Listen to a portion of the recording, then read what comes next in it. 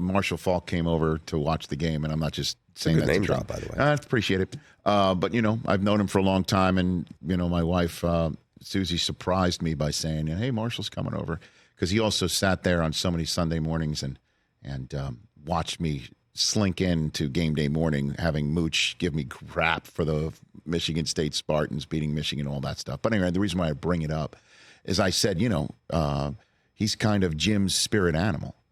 And the response was, I don't think Jim's ever meditated a day in his life. Like Jim might not, Jim's kind of, active all around.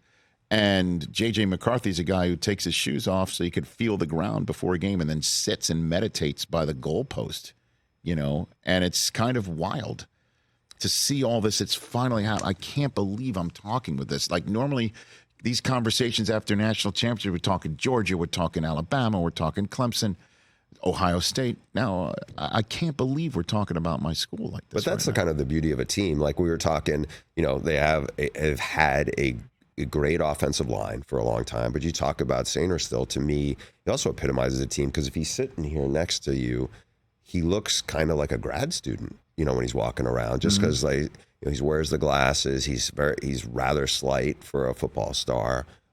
He's super thoughtful and engaging, but like that team, he plays bigger than anybody. Well, he lives in the moment. Is the photograph you took last year at the Fiesta Bowl, where he was staring at the purple confetti coming down, and I'm just wondering if he was sitting there thinking, I'm not seeing purple confetti tonight. That's for damn sure. You know what I mean? Like, because it would have been the same color on the field in Houston.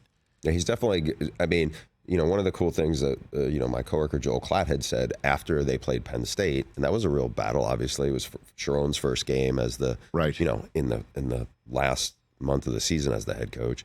And they ran it 30 plus times in a row. And I remember Joel saying JJ was the one more than anybody who was like, let's just lean on him like that. And I think there is a selfless quality to this team that, look, I get why people don't like Jim Harbaugh. I get why people don't want to, are tired of Michigan because it's been a dominant story all year round.